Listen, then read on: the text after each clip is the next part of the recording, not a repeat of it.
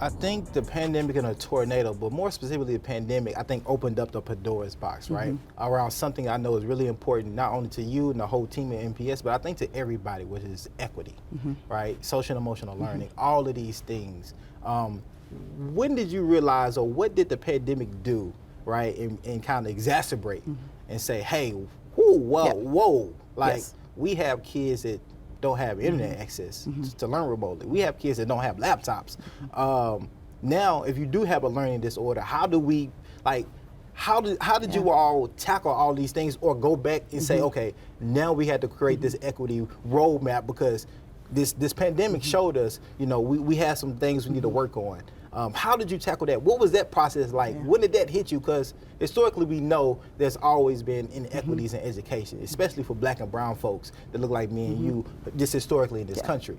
And now you have a pandemic that says, okay, I'm gonna show this to you even more. So some people who may not even been aware was now aware, or some people who tried to ignore it could no longer ignore it. So true. I mean, first of all, thank you for highlighting the fact that a lot of these issues, I mean, there's historical context. One, why they existed, right, and our inability to address them quick enough. So pre-pandemic, they were there.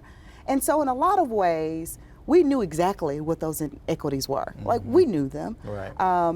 We have been a district that's been woefully underfunded, like many districts across the country. And so while the pandemic was hard, there was some good that came out of the pandemic. Let's talk about it. Yeah, let's talk about it. So now we have so much conversation about the inequities, right? We're virtual, we're at home, right? We could not open the physical doors of our schools. Our students don't have the technology that they need. We'd been dreaming and talking about and planning for one-to-one technology for over a decade.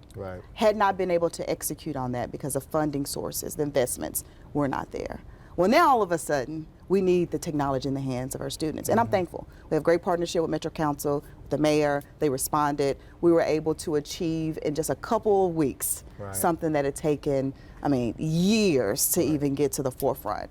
When you're talking about food insecurity, right? When you're talking about housing insecurity, when you're talking about the mental health needs of our students and their social emotional learning competencies. Now all of a sudden, you know, we're seeing it at home, right? And parents, I thank them because I know the struggle and the impact it had on families. But now we're able to see, you know, we have a front row seat to what's happening and how complex it is when we're talking about educating our young people. So I think that's some good that came out of this. Let's talk about the value of our educators and our bus drivers and our nutrition services work. Yes, they responded. But now we see that there is a great demand, and quite frankly, it started with the tornado, and it increased and accelerated throughout the pandemic. We now have this response as our schools being the hub of our community. Right? And so we're the hub of the community, and we have a responsibility to respond to all the community needs. Then we should invest in that same community with or without a pandemic. And so there are some things that I look at as pandemic keepers. Our goal now is to be better than normal. We're not trying to return to the state we were in 2019. We're trying to learn from what happened, eliminate those inequities. So we're talking about technology. We're talking about right now we've invested in providing meals for every student, no cost, breakfast and lunch. Why are we just in 2022 getting to this space? We're talking about now having direct services provided to students in school, where we're not hoping and wishing there's some community connection out there. We're working with our community partners to come in. I mean, we're expanding in so many different ways now that we have these advocacy centers and peace centers, in our schools, so that we have a direct response when a student becomes unregulated. We're adults. It happens to us. So we have to have the supports in our schools so we can have those conversations. There were also some unfortunate conversations that came through this platform throughout the pandemic.